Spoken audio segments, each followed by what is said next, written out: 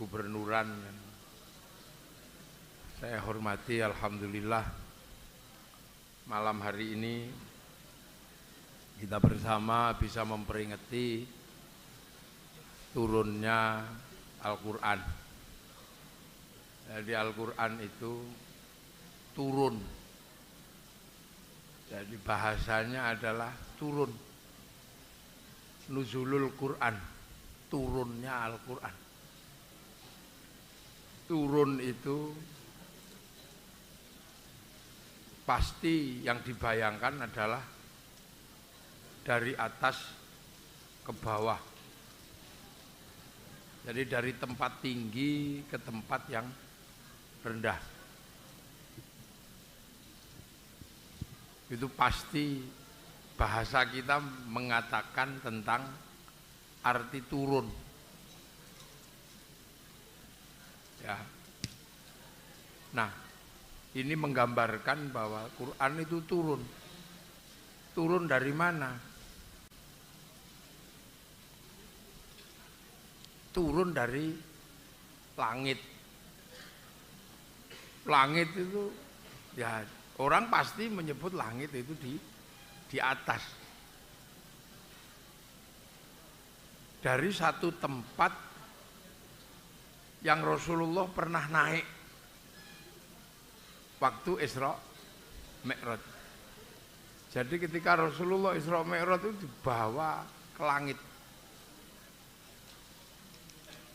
Jadi Rasulullah itu pernah ke tempat di mana kalau dalam bahasa anak-anak digital gitu ya. Karena ini bunyinya digital gitu. Itu ke tempat yang di situ adalah pusat data. Jadi di langit itu waktu Rasulullah naik ke langit Isra Mi'raj itu sampai ke tempat yang namanya pusat data. Cloud gitu kalau anak milenial, cloud. Jadi di sana ada hard disk besar. Yang di situ memang pusat data dunia itu ada di situ. Namanya Lauhil Mahfuz. Jadi seluruh catatan dunia ini, apapun yang ada di sini itu ada pusat datanya. Nah, agama-agama dahulu juga mempercayai tempat itu, tapi apakah nyampe atau enggak? Tapi kalau Rasulullah nyampe ke pusat data itu. Orang Yahudi Nasrani menyebut pusat data itu namanya Tabut Sulaiman. Orang Yunani yang percaya pada dewa Jupiter, yang punya Tuhan itu Zeus, punya istri Hera, punya anak Hercules itu juga meyakini tentang pusat data itu. Cuman mereka menyebut kotak Pandora. Yang agak berbeda cuman orang Jepang. Pusat datanya disebut kantong Doraemon. Itu agak beda dia menyebutnya. Tapi seluruh agama itu punya bahwa di langit itu ada pusat data. Nah, Islam menyebutnya Lauhil Mahfuz. Nah, Quran itu dari situ. Bal huwa Qur'anul Majid fi Lauhil Mahfuz. Jadi fi Lauhil Mahfuz itu jelas ini. Bal huwa Qur'anum Majid fi Lauhim Mahfuz. Itu jelas disebut di pusat. Dari Quran itu memang berasal dari pusat data itu. Makanya manusia ini terhubung erat dengan pusat data. Karena manusia sebelum sampai ke sini itu registrasi dulu juga di situ. Jadi sampean-sampean itu sebelum turun ke sini itu diregister di sana dulu. Diregister. Jadi manusia ini registrasi dulu di pusat data itu. Oleh Allah ditanya, alastu birabbikum. Kamu nanti kalau tak turunkan ke sana itu kamu masih ingat gak kalau aku ini Tuhanmu? Qalu bala syahidna. Iya ya Allah, aku tetap jadi saksi engkau Tuhan, engkau Allah. Ya sudah, kalau kau tetap percaya, tak turunkan ya. Tak kasih paketan kamu. Rizkimu sekian. Paketannya ada paketannya. Nyawamu sekian. Nanti kalau paketanmu nyawa ini habis, kik gitu aja ya. La yastakhiruna sa'atan wa la yastaqdimun, enggak bisa maju, enggak bisa mundur. Paket istrimu ini, udah semua. Ya. Ya sudah, nanti kamu ke sana. Jangan lupa nanti kamu pulang. Nanti kamu ke sini lagi, balik sini ya. Innalillahi wa inna ilaihi raji'un. Nanti kelakuanmu di sana, kamu bener nggak kamu ingat sama aku, nanti tak print out. Jadi kelakuanmu itu, kalau nanti balik ke sini tak print out. Mithqala dzarratin khairan yarah, mithqala dzarratin syarran yarah. Tak print out nanti. Nyawamu itu nanti tak print out. Nggak ada jejak digital yang akan hilang. Kamu pasti ketahuan nanti. Kamu ngelakuin apa, tak print out. Nah nanti catatanmu tinggal pilih. Kalau nanti print outmu bagus, terima dengan tangan kanan. Print outmu jelek, terima dengan tangan kiri sama jengking gitu. Ada gitu. Loh. Ini makanya ketika Rasulullah misalnya Isra Mi'raj, ketika ditanya, ya Muhammad kalau kamu benar Isra Mi'raj, pintunya Masjidil Aqsa itu berapa? Itu langsung secara digital malaikat Jibril turun, bikin siaran langsung. Itu kan penjelasannya ada itu semua. Jadi sebenarnya sekarang ini anak-anak milenial dijelaskan tentang fenomena agama itu bukan sesuatu yang sulit. Hanya pintu masuk penjelasannya aja yang butuh ini. Loh, makanya manusia itu di print out nanti. Makanya hati-hati, jangan sampai print outnya jelek. Nah yang bikin jelek itu apa? Nafsu. La ammaratum bis. Yang bikin print out jelek itu nafsu. Makanya agar nafsunya ini turun, kita disuruh puasa itu kan, makan disuruh ngurangi, ini suruh ngurangi itu, biar apa? Nafsunya turun. Orang kalau nafsunya turun, print outnya bagus. Kartu memorinya ini ngerekamnya bagus. Manusia kan print out memorinya kan ada. Nyawa itu kan memori yang pernah diregister itu.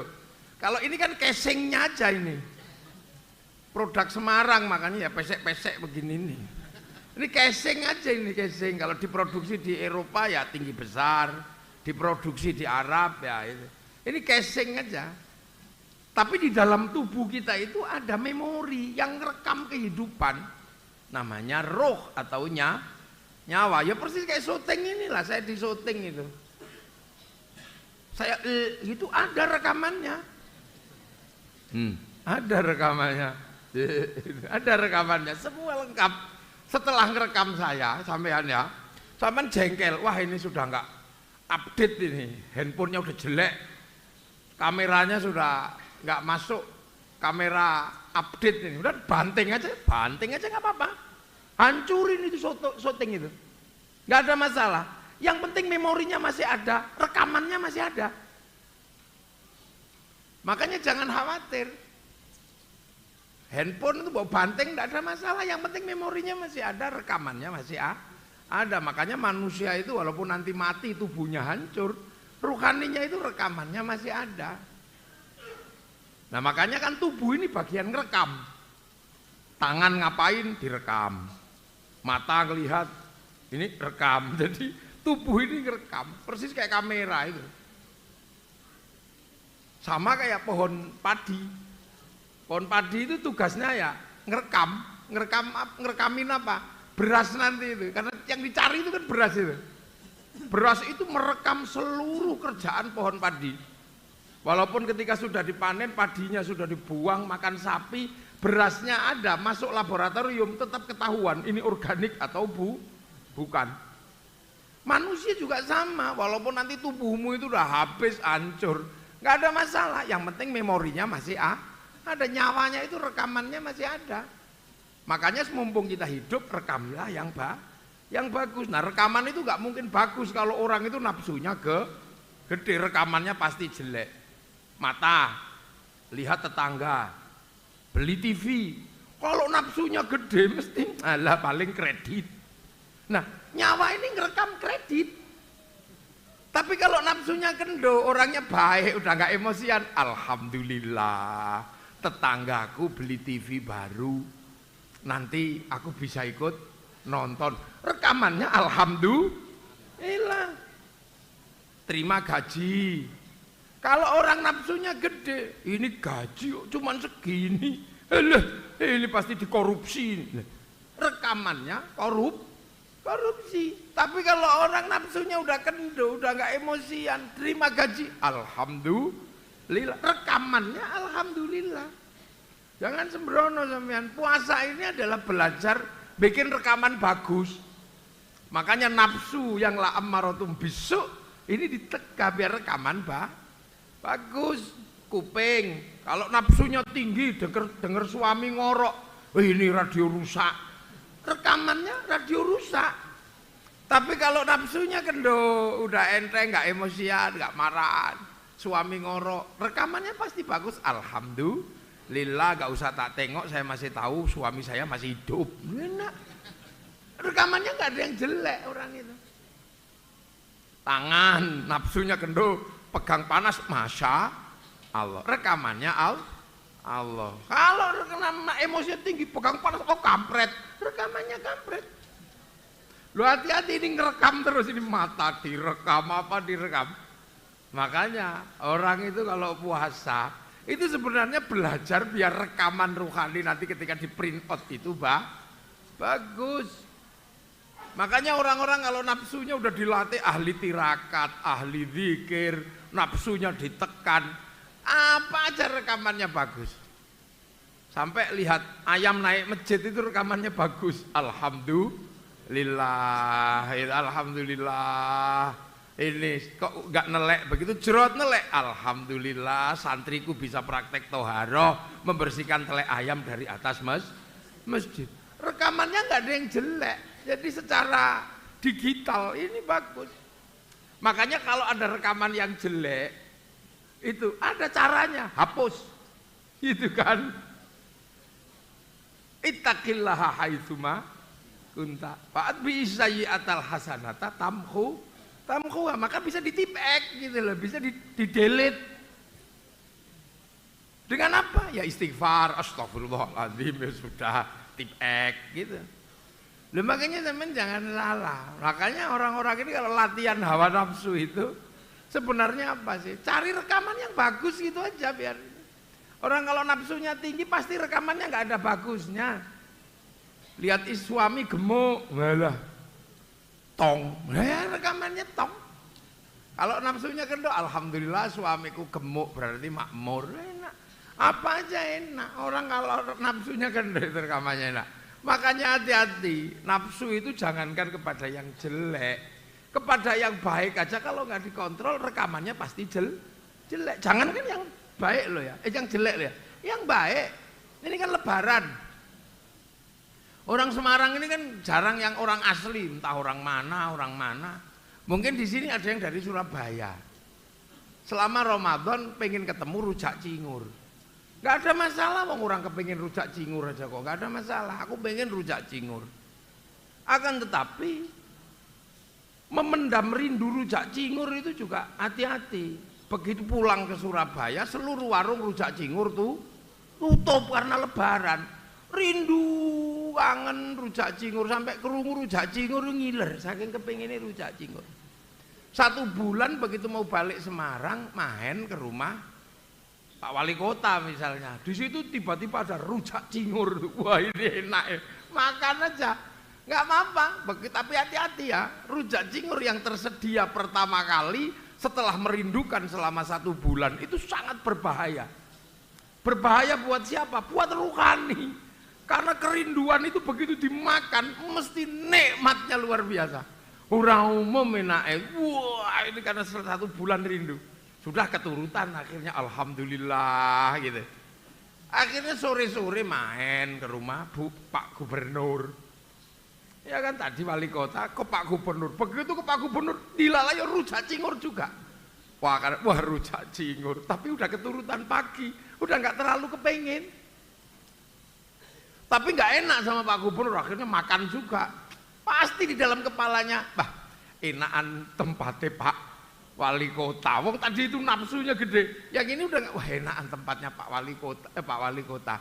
Begitu sampean merasa enakan tempatnya Pak Wali Kota, sampean ribut sama Allah.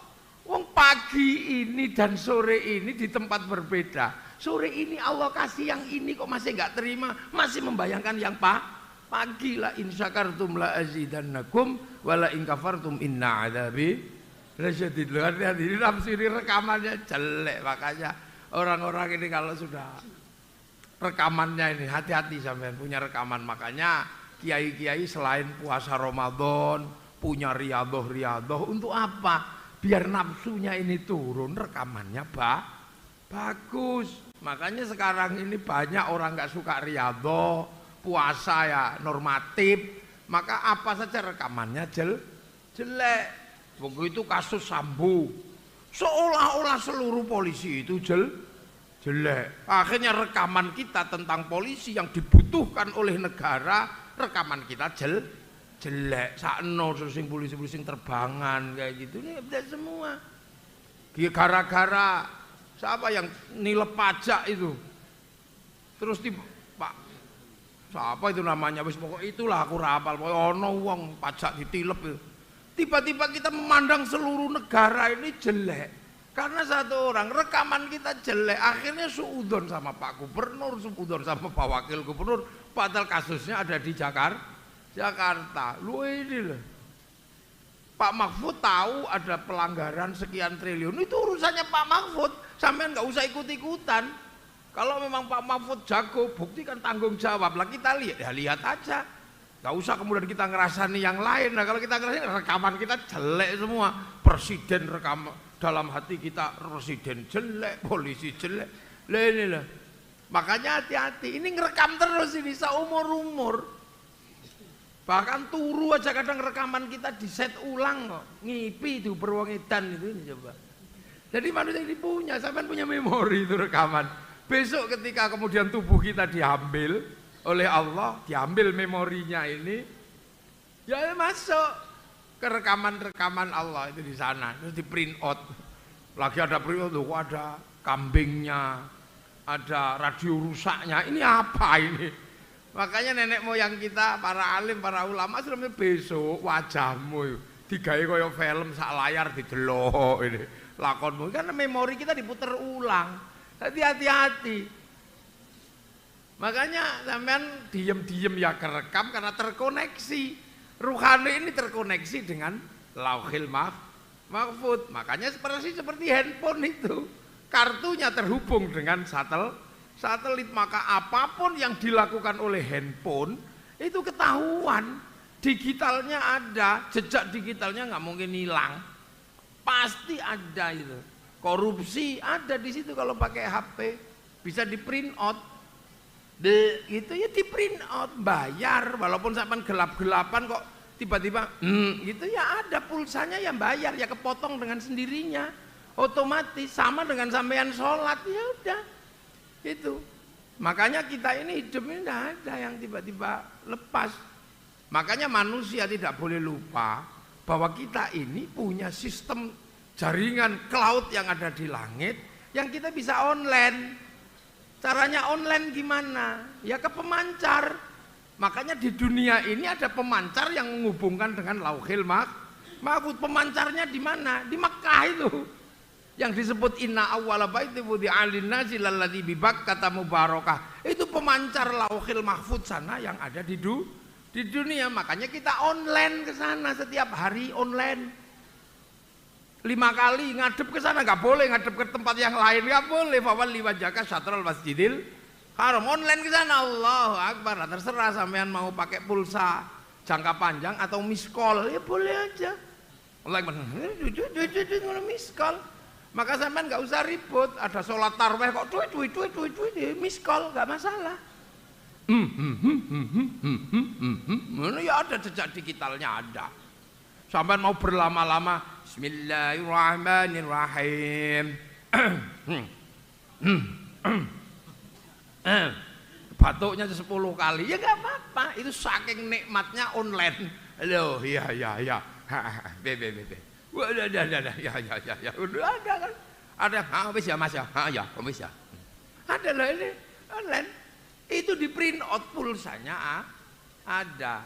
Nah itu makanya karena manusia ini gitu terhubung dengan sana. Kita setiap hari menghubungkan dengan sana. Makanya manusia ini bisa karena seperti kartu.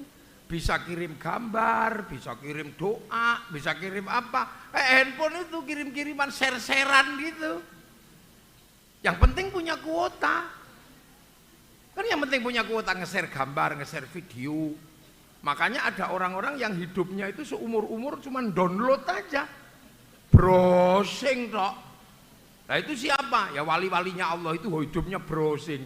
Qalu rabbuna Allah tsumma istaqamu tatanazzalu alaihimul malaika alla takhafu wa la tahzanu. Browsing. Jangan dikira Kanjeng Nabi itu dapat Quran itu 15 tahun naik turun Gua Hira.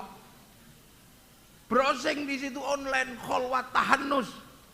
Makanya kalau ada yang mengatakan Rasulullah itu kayak orang Jawa karena suka bertapa. Ya enggak, orang Arab ya suka bertapa, sama saja. Buktinya apa? Buktinya punya bahasa tahannus. Orang kalau punya bahasa itu berarti punya kelakuannya. Orang Arab punya bahasa kok kholwat, tahannus. Artinya orang sana juga suka puasa, suka meditasi, semedi gitu. Cuman orang Arab berikutnya karena sudah mendapatkan produk dia cuman make, nggak online lagi. Sama kayak kita.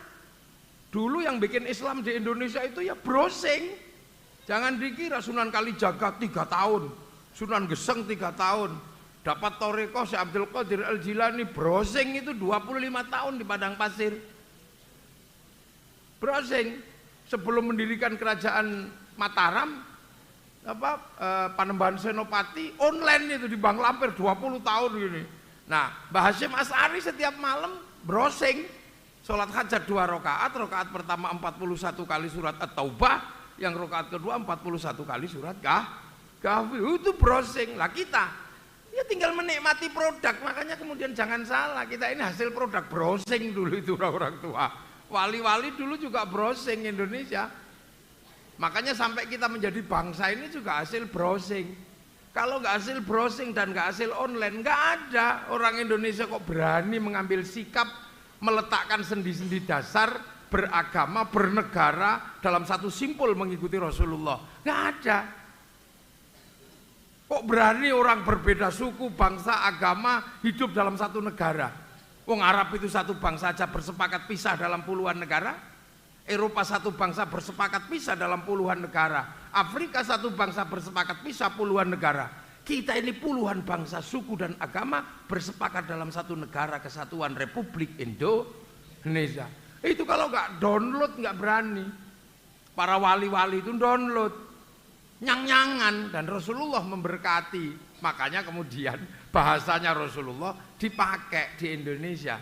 Kullukum ra'in wa kullukum mas'ulun an ra'ayati. Kalian semua adalah para pemimpin yang harus hidup saling bertanggung jawab. Dalam konsep itu disebut ra'iyah. Ra'iyah itulah yang akhirnya dipakai di Indonesia menjadi rakyat. Rakyat itu bahasanya Rasul. Makanya kita ini orang berbeda suku, bangsa, agama bisa menjadi satu, hidup saling bertanggung jawab. Dan satu-satunya bangsa muslim dunia yang sanggup mengambil kalimat ra'iyah untuk warga bangsanya hanya muslim Indonesia. Itu dipikir gak downloadan. Itu downloadan. Para wali gini tiap malam langsung browsing ke Lauhil Mahfuz, paling tidak ini berselancar itu. Loh, makanya kita ini juga diajarkan kalau kamu nggak bisa browsing, senengannya kirim gambar, maka hati-hati, kamu harus punya paket data. Dan jangan lupa yang kamu share kemana-mana itu kalau bisa hasil downloadan. Makanya doa itu sebaiknya pakai doanya para wali yang terregister di sana, hasil downloadan. Jangan nyusun sendiri doa itu, kan sekarang orang suka menyusun sendiri doa itu. Karya anak-anak sekarang hasil seperti syair ditulis jadi doa, itu karya sastra. Tapi doa-doa ulama dulu browsing. Solawat dulu browsing, solawat naria itu download zaman kira. Itu nggak ngarang. Download, makanya doa-doa dulu itu walaupun kalimatnya aneh-aneh, manjur wong itu downloadan. Sekarang walaupun berbusa-busa tuh Tuhan gini. Downloadan. Makanya orang-orang yang kerjaannya download, doanya manjur-manjur. Makanya bersyukurlah kita ini kalau doanya nggak terlalu manjur. Kita harus bersyukur kalau doa kita nggak manjur, nggak apa-apa. Kalau orang doanya nggak manjur berarti kalau keliru nggak langsung ditempelin sama Allah, itu aja. Loh, wali-wali itu doanya manjur, tapi begitu keliru langsung diingetin, kasih peringatan sama Allah. Nah kita ini kan berdoa jarang manjur, makanya kalau keliru ya biasa aja. Loh, enaknya di situ maka. Loh, Syekh Abdul Qadir baru aja menikmati duduk di atas unta. Oh kok enak ya numpak unta. Ketemu pemabuk langsung ditanya, diperingatkan sama Allah. Mabuknya bertanya, ya Syekh apa? Saya ini pemabuk ya Syekh. Kira-kira Allah bisa nggak merubah pemabuk ini tiba-tiba menjadi orang baik? Ya bisa. Tanya lagi Syekh, saya ini nakal seumur-umur nggak pernah nurut Syekh. Bisa nggak kemudian saya jadi orang baik? Oh bisa. Tanya lagi orang mabuknya ini, ya Syekh. Berarti Allah bisa ya merubah Syekh yang orang paling baik sekarang tiba-tiba menjadi penjahat itu. Kira-kira bisa gak? Syekh Abdul Qadir langsung pulang sambil nangis, ya Allah. Loh, langsung diingetin, baru menikmati kuda apa unta ini. Nabi Ibrahim karena sering menjamu tamu kalau tamu datang. Itu kebiasaan Khalilullah. Tiba-tiba satu ketika ada orang dawablek tidak mengikuti Nabi Ibrahim, nawakal.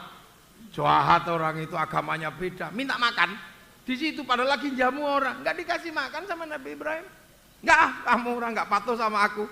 Tapi lama-lama Nabi Ibrahim kasihan orang itu pergi, jangan-jangan mati, dibawain makanan. Orang itu tetap ngomel, hem kamu kita makan aja nggak dikasih. Ya sudah ini makan, besok mah udahlah kamu makan, aku minta maaf tadi. Tak pikir kamu nggak serius. Iya aku serius, aku lapar, tapi kamu dasar pelit. Udah dibawain makanan begitu. Setelah itu pulang Nabi Ibrahim. Ditegur sama Allah, ya Ibrahim, orang itu karena nggak patuh sama kamu, minta makan sekali aja nggak kamu kasih. Padahal dia itu seumur-umur nggak pernah patuh sama aku, tetap tak kasih makan. Loh, jadi orang-orang besar yang doanya manjur itu kalau keliru langsung diperingatkan. Karena apa? Pernah browsing sana, betapa ketatnya di sana itu jalur digital Lauhil Mahfuz. Makanya kita yang nggak pernah pakai jalur digital ya sudahlah, pakai jalurnya para wali aja. Kalau ngirim doa, ngirim apa ya sudah pakai jalurnya para wali. Kalau ke apa nggak punya paketan ya ke warung cari wifi gratisan, cari free wifi. Itu makanya kita ini kalau berdoa biasanya pakai jalurnya para wali. Ila hadratin nabiyil mustafa wa ila jami auliyaillah minal masyariq ila magharibi fi bari wa bakar Rasul Syekh Abdul Qadir Al-Jilani langsung wa li abaina ummahatina masyaikhina nakhusun ila ruhi Pak Dewa Dul wa ila jami hajatina al-Fatihah bet gitu udah. Loh itu nyampe enggak? Ya nyampe, jangankan doa. Dibagi kok enggak nyampe. Wong sepak bola aja nyampe. Nah, kita kan nggak perlu nonton Piala Dunia, satu orang aja nonton di syuting kemudian dinaikkan ke satelit, dibagi ke seluruh dunia. Bagiannya sama, namanya siaran langsung. Makanya orang kalau nggak percaya doa bisa dibagi, orang itu nggak punya TV. Jadi tawasul namanya. Nah ini sebenarnya dunia ini sudah digital. Loh, makanya agar kita ini tahu, karena kita ini adalah makhluk iliyin yang dalam bahasa Eropa disebut alien. Makhluk iliyin sana itu dari atas sana, nyawa kita tergeser sana. Agar kita nggak keliru, maka kemudian seperti TV keluar dari pabrik kasih buku produk gitu loh, produk pemakaian. Makanya hudal linnas Quran itu, hudal lil muttaqin. Untuk apa? Petunjuk, karena kita ini produk sana. Jangan sampai sini keliru jalur. Makanya Quran diturunkan agar kita ini punya petunjuk pemakaian. Makanya semua manusia pernah dikasih itu, tergantung eranya. Zaman Nabi Ibrahim semua orang keliru karena nyembah Namrud, kasih suhuf. Zaman Nabi Dawud semua orang keliru, kasih Zabur. Zaman Nabi Musa semua orang tersesat nyembah Fir'aun, kasih Taurat. Zaman Nabi Isa semua orang keliru, nyembah patung, kasih Injil. Zaman Nabi Muhammad, nah manusia semuanya keliru, dikasih Al-Quran. Makanya orang Islam ketika percaya Quran juga harus tahu sebelum itu sudah ada petunjuk-petunjuk. Makanya alladzina yu'minuna bima unzila ilaika wa ma unzila min qablik. Sama buku-buku lama. Nah, makanya kalau kemudian sekarang masih ada yang pakai petunjuk lama, ya jangan ribut. Masih ada yang menggunakan petunjuk Injil, masih ada yang menggunakan petunjuk Taurat, masih ada yang menggunakan petunjuk Zabur. Lah kita menggunakan petunjuk Al-Quran. Makanya biar nggak ribut, Nabi Muhammad dinaikkan ke Lauhil Mahfuz untuk mencari garis demarkasi agar tidak ribut. Makanya garis demarkasinya dari mana? Garis demarkasinya minal Masjidil Haram ilal Masjidil Aqsa, karena dua-duanya problemnya di situ. Yang di Masjidil Aqsa Taurat, Injil, yang di Masjidil Haram Al-Quran. Tapi bahwa 3, 4 kitab besar petunjuk dunia ini menjadi barokah. Makanya Masjidil Haram ya barokah, Masjidil Aqsa ya barokah. Maka disebut alladzi barokna haulahu, karena sama-sama pegang petunjuk. Jadi jangan pikir sampean. Nah, yang alladzi barokna haulahu yang berpegang di Masjidil Aqsa bergerak ke Eropa.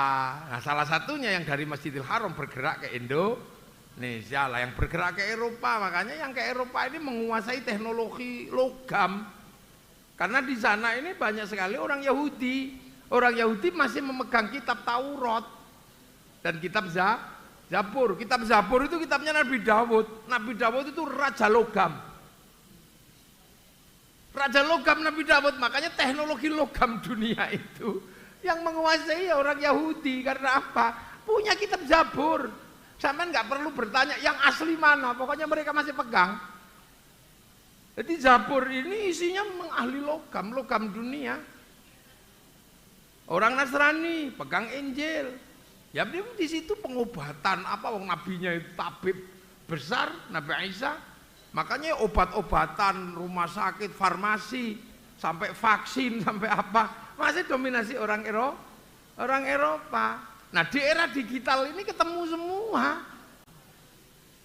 Yang Eropa dan Asia yang tadinya berpegang pada jaringan Masjidil Aqsa, berpegang pada jaringan Masjidil Haram, ketemu. Nah inilah yang namanya era digital, keluar dari era analog. Ini kita ketemu, kita ngaji gini, ya yang mempertemukan apa? WhatsApp. Siapa yang bikin? Mark Zuckerberg, orang Eropa. Kita kemana-mana bisa lebih mudah, pergi haji pakai bank. Yang mempertemukan siapa? Rothschild, Rockefeller, orang Yahudi yang memiliki bank devisa New York sama bank London, sama-sama. Orang Islam pergi haji, yang naik pesawat, yang punya pesawat siapa? Ya perusahaan-perusahaan Eropa, ada Boeing, ada Airbus. Istri kita cantik, ya karena apa? Pakai bedak Prancis. Produknya masih dari sana semua. Lah pertanyaannya adalah kaum muslimin ini bergeraknya kapan? Ya mari pelan-pelan bersama-sama. Kan gitu. Karena apa? Quran itu hudal lil muttaqin. Nah muttaqin itu siapa? Alladzina yu'minuna bil ghaib. Itu pertama kali. Sementara kita ini hari ini paling ribut dengan ghaib. Jadi muttaqin yang berbicara tentang ghaib hari ini dipersoalkan luar biasa. Ada kaum muslimin yang sekarang selalu setiap hari membicarakan ghaib, dan setiap berbicara ghaib keluarnya langsung musyrik. Nah ya sudah. Artinya pintu masuk pertama menjadi muttaqin sekarang jadi bermasalah di kalangan kaum muslimin. Kenapa akik dipersoalkan? Karena ghaib. Kenapa keris dipersoalkan? Karena ghaib. Kenapa ziarah kubur para wali karena ghaib. Kenapa doa bersama disebut ini? Karena ghaib. Jadi dengan ghaib itu ada hari ini kaum muslimin yang antipati. Padahal Quran itu hudal lil muttaqin. Muttaqin itu pertama adalah yu'minuna bil ghaib. Ini yang kadang kita ini. Sementara ulama-ulama ghaib sendiri, wah dimusyrikno, kafir musyrik setiap hari.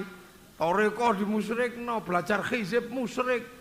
Dulu kalau di pesantren masih agar anak-anak mengicipi ghaib itu diajarkan. hizib, bacok ting gitu aja. Makanya kan jajal waja'alna min baini aidim sadda wa min khalfihim saddan fa'ghshaynahum fahum la yubsirun. Lu itu Quran hudalil muttaqin bil ghaib, di situ ada ghaibnya. Mencintai perempuan kok ditolak, jajal keghaibannya apa? Innahu min Sulaiman wa innahu bismillahirrahmanirrahim. Punya istri cerewet, hati jajal keghaibannya apa? Sumum bukmun umyum fahum la. Ya dulu itu ada pelajaran-pelajaran itu. Itu gaib. Terus kemudian mutakin kedua itu mendirikan sholat, yuqimunas sholat. Sholat itu ngadep yang gaib. Nah karena ngadep yang gaib itu husnudzon.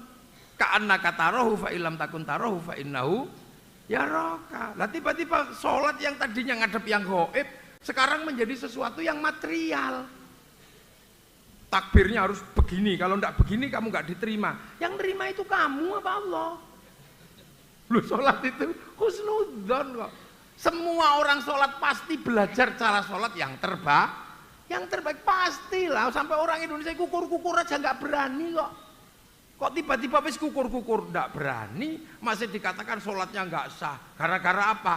Gara-gara Allahu Akbar kabiro, bukan Allahumma ba'id. Itu ribut sudah. Lu sholat itu ibadah itu ka'annaka tarahu. Ini jadi masalah lagi. Karena akhirnya apa? Yu'minuna bil ghaibnya hilang, akhirnya sholat yang mestinya adalah menghadap yang gaib menjadi material sehingga opo-opo disalahno. Wa mimma razaqnahum yunfiqun. Infak itu ya gaib. Kalau kamu udah ngasih aja, nggak usah kamu hitung. Nggak usah kamu hitung, kamu kalau 10 keluar dapat 100 nggak usah dihitung.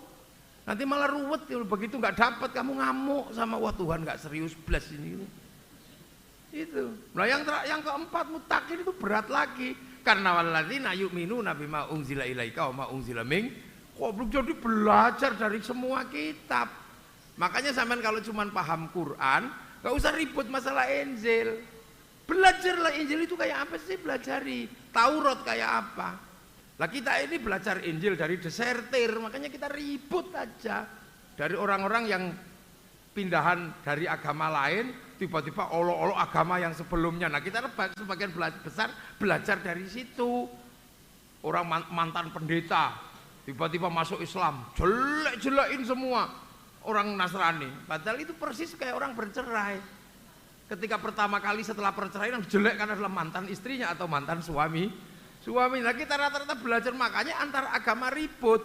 Karena apa? Hampir semua agama tidak pernah belajar dari sumber Al-Quran dan wama unzila min qablik, tapi belajar dari desertir ini. Orang baru lepas langsung suruh pidato, Fatihahnya aja belum beres suruh pegang mic, ya ribut. Quran sebegitu banyak dia nggak lihat ini, tiba-tiba ada yang mengatakan tahlil nggak ada, 7 hari 7 malam, 7 tahlilan, nggak ketemu dalilnya. Loh kamu itu belum lihat karena kamu baru masuk. Ya kan gitu. Nasionalisme tidak ada. Kayak Hasyim enggak ketemu. Ya kamu baru masuk, belum lihat yang asli kayak apa. Loh, ini problem. Loh makanya kita ini kadang kenapa Quran ini kapan sih? Itu orang bertanya. Quran ini kapan akan menemukan ini? Karena cepat atau lambat Quran ini akan menemukan puncak kejayaannya. Karena sudah dijanjikan oleh Allah akan muncul orang yang namanya ulul albab. Siapa? Jadi inna fi khalqis samawati wal ardi wa ikhtilafil laili wan nahari la ayatil lil albab. Seluruh dunia dan perselisihan waktunya apapun pergeserannya itu akan menjadi pelajaran bagi ulul albab. Siapa dia? Alladzina yadhkurunallaha qiyaman wa qu'udan wa 'ala junubihim wa yatafakkaruna fi khalqis samawati wal ard. Itu orang ini yang mikir, berdiri mikir, duduk mikir, terlentang juga mikirin semuanya, akan ketemu semuanya. Dunia akan ensiklopedik di bawah orang ini. Semua rahasia dunia akan ketahuan sama ulul albab ini. Sampai kemudian karena sudah ensiklopedik dia mengatakan Rabbana ma khalaqta hadza batila. Ya Allah, tidak ada yang sia-sia. Sekarang kita aja mikir nyamuk aja masih bingung. Belum ensiklopedik ya. Telek kebo belum ensiklopedik. Yang sudah ensiklopedik baru kunyit, bajakah, apalagi temulawak, pelkina, itu baru segitu-segitu aja ensiklopedik. Padahal dunia ini nanti menjadi ensiklopedi besar buat ulul albab, seluruh rahasianya itu ketahuan. Nah kalau sudah itu ketahuan terus kiamat, makanya kiamat itu nunggu Indonesia. Jadi itu makanya gak usah khawatir, kiamat itu kata Indonesia. Kenapa? Karena ragam hayati yang akan dipikir orang paling banyak itu di Indonesia. Makanan paling banyak Indonesia, buah-buahan Indonesia paling banyak. Di Arab paling cuman kurma, jeruk, sini ada kesemek, ada duren, ada cipluan, lengkap. Bahkan genderuwo paling banyak itu di Indonesia. Jadi ensiklopedi dunia itu nanti di sini. Karena saking tidak ketemunya ensiklopedi Atlantis itu Eropa. Karena Atlantis tidak mengenal musim dingin, Atlantis tidak pernah mengenal musim gugur. Makanya dia bingung, nggak mungkin Atlantis itu di Eropa. Sekarang mikir Atlantis itu ada di Bawean. Ensiklopedi dunia itu ke sini. Surga, dulu dibayangkan surga itu Yunani. Tapi begitu surga Yunani bingung, nggak ada surga itu di Yunani. Wong surga itu matahari tidak pernah ingkar janji, sementara Yunani kehilangan matahari selama 4 bulan. Makanya ensiklopedinya geser ke sini, Nabi Sulaiman ke Sleman, gitu orang-orang gitu. Saking pusingnya meletakkan ensiklopedi dunia ini. Ratu Saba, Wonosobo itu. Karena apa? Tidak pernah tergambar yang kayak gitu kok di Timur Tengah itu nggak tergambar. Walaupun Nabi Sulaiman tegas pasti ada di Timur Tengah karena Ardul Muqaddasah itu Palestina. Tapi meletakkan ensiklopedi itu susah sekarang. Itu Indonesia paling lengkap. Makanya Indonesia ini nanti pusat pertahanan ulul albab itu terakhir di sini. Walaupun orangnya kecil-kecil gini nanti akan mampu mikir. Seluruh perubahan dunia kemungkinan bisa dipikir dari Indonesia. Itulah makanya ulul albab itu pasti di sini. Karena orang bisa mengatakan Rabbana ma khalaqta hadza batila, tidak ada sesuatu yang sia-sia, artinya dia komplit semua udah dipikirkan.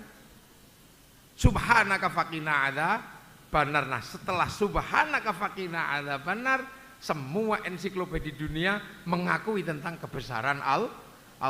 Oh, no Allah. Ada apa? Amerika terakhir bikin jantung, bikin kaki, bikin mata, semua bisa disatukan begitu jadi manusia. Ora iso omong, lu ya. Oh, lalu apa? Semua bisa. Cina itu bikin ginjal, bikin apa dipadukan, semuanya hidup, unsur manusia ini hidup semua, dipadukan. Ora krungu, kopok.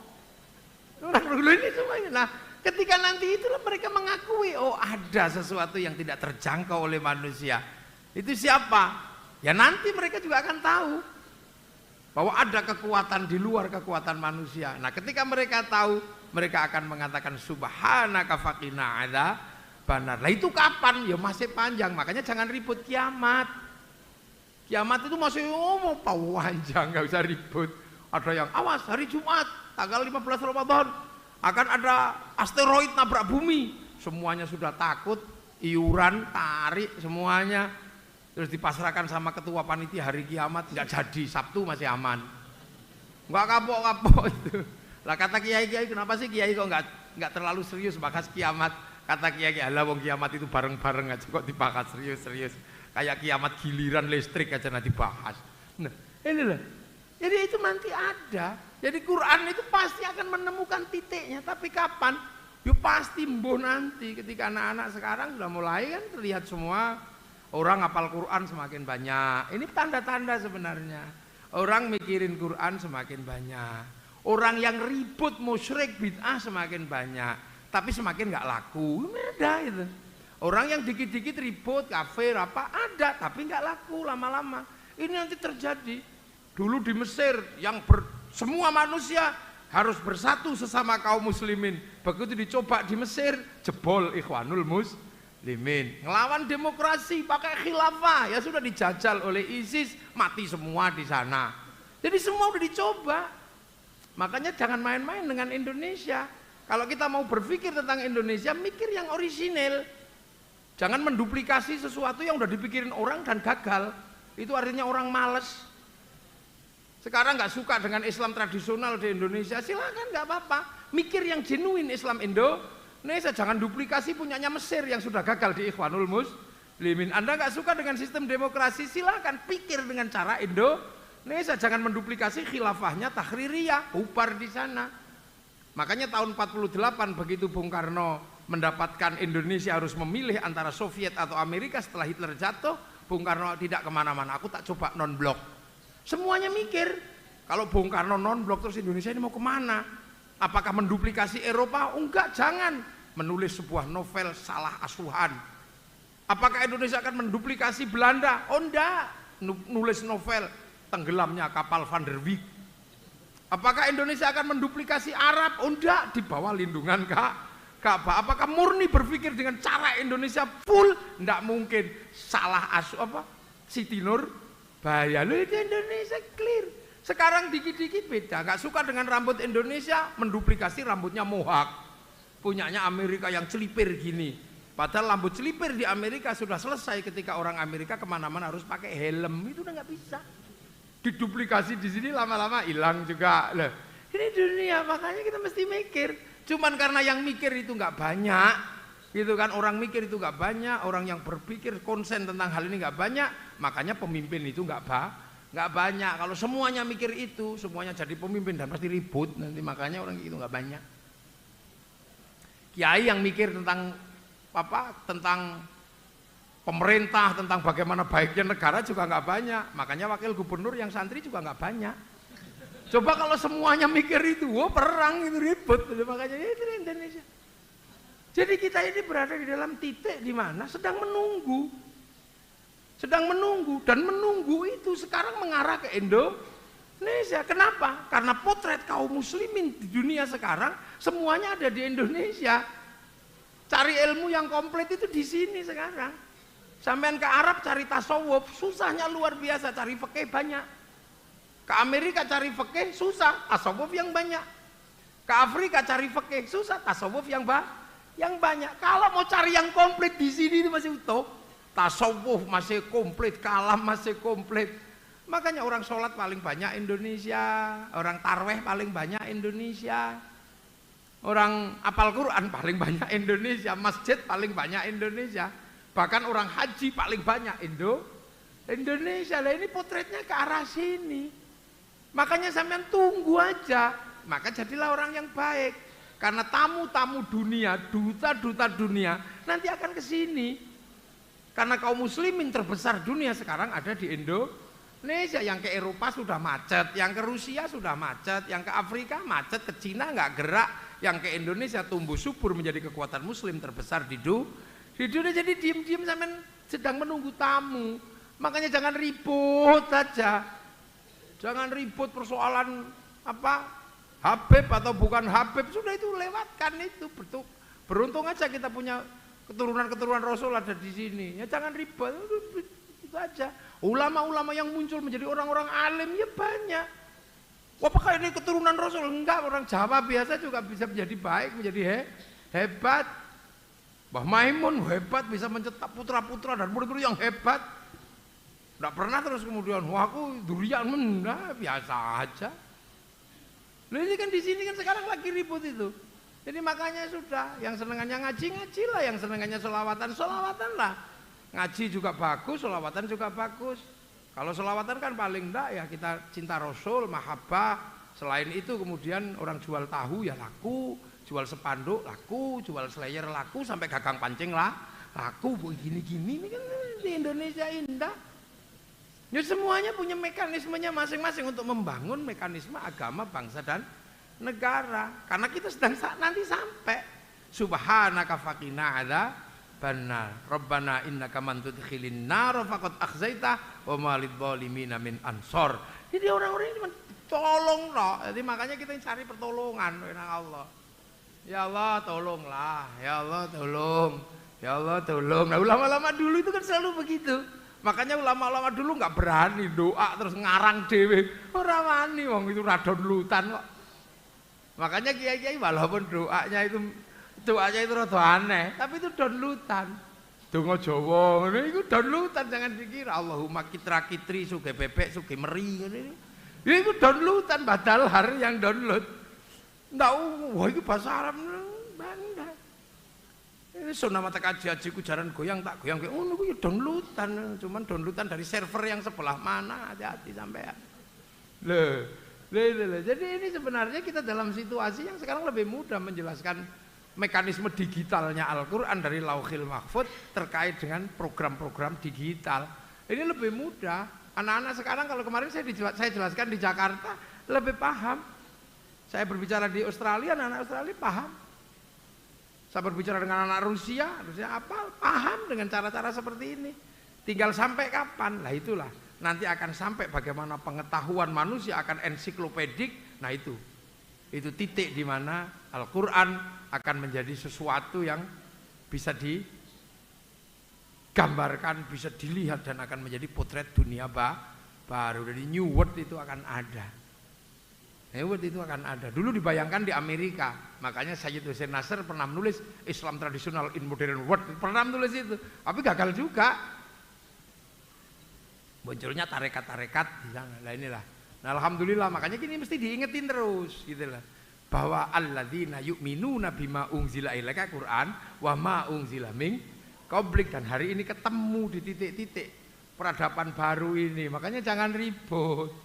Jangan ribut gitu loh. Yang pegangannya Injil ya ke gereja, yang pegangannya Taurat ya ke sinagog, yang pegangannya Weda ya ke candi. Nggak usah ribut. Paling nanti kita mundur dikit, kira-kira perbedaannya di mana, pergeserannya di mana. Ya mungkin bergeser di zaman Nabi Ibrahim dan setelahnya. Karena Nabi Ibrahim semua disebut sebagai Abul Anbiya wal Mursalin. Di dalam tradisi Nasrani Yahudi disebut Abraham, dalam tradisi Islam disebut Ibrahim, dalam tradisi Hindu disebut Brahma. Kan ada.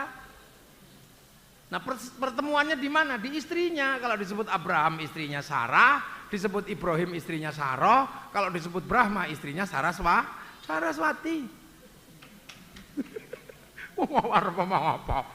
Cuman ya itu butuh penelitian yang kuat. Makanya orang-orang nanti orang masa depan itu ulul albab, bukan orang yang wakakikuk itu bukan, itu hanya pengantar saja. Orang yang setiap hari musyrik bid'ah itu bagian dari pengantar, muqaddimah.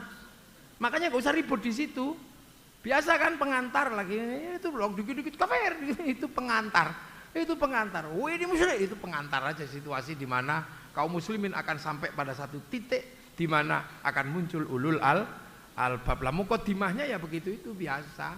Ada yang baru belajar musyrik ya bicara tentang kemusyrikan. Ada yang baru belajar sabar ya berbicara tentang kesabaran. Ada yang baru berbicara tentang fikih ya berbicara fikih. Yang komplit ya belum, nanti wong ulul albab itu selama. Makanya ya fenomena kita ini adalah fenomena yang biasa saja sebenarnya. Akan ketemu kok. Orang sholat dari dulu ada, tapi tiba-tiba ada yang rajin sholat kalau mau pilpres. Ya ada, biarin aja nggak apa-apa. Lama-lama juga hilang sendiri kan gitu. Lah kan selalu begitu. Ada orang rajin sholat Jumat dari dulu, kiai itu sholat Jumat ya selalu ada. Nah, tiba-tiba ada yang rajin sholat Jumat kalau mau pilpres, nggak apa-apa. Nanti lama-lama juga hilang dengan sendirinya. Ngomong kayak gitu. Ya kan, ada yang rajin, ya biarin aja.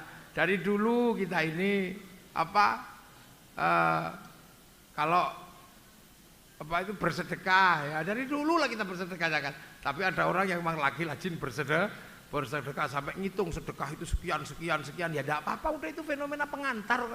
Itu muqaddimah peradaban menghantar kepada ulul albab yang alladzina yadhkurunallaha qiyaman wa qu'udan wa 'ala junubihim wa yatafakkaruna fi khalqis samawati wal ardh sampai Rabbana ma khalaqta hadza batila subhanaka faqina adzabannar Rabbana innaka man tudkhilin nar faqad akhzaitah wa ma lidh-dhalimin min ansar Rabbana innana sami'na munadil iman an aminu bi rabbikum fa amanna Rabbana faghfir lana dhunubana wa kaffir 'anna sayyi'atina wa tawaffana ma'al abrar Rabbana wa atina ma wa'adtana ala rusulika wa la tukhzina yaumal qiyamah innaka la tukhliful mi'ad Rabbana atina fid dunya hasanah wa fil akhirati hasanah wa qina adzabannar sallallahu ala sayyidina Muhammadin walhamdulillahi rabbil alamin al-fatihah siratal ladzina an'amta 'alaihim ghairil maghdubi 'alaihim waladdallin amin. Assalamualaikum warahmatullahi wabarakatuh.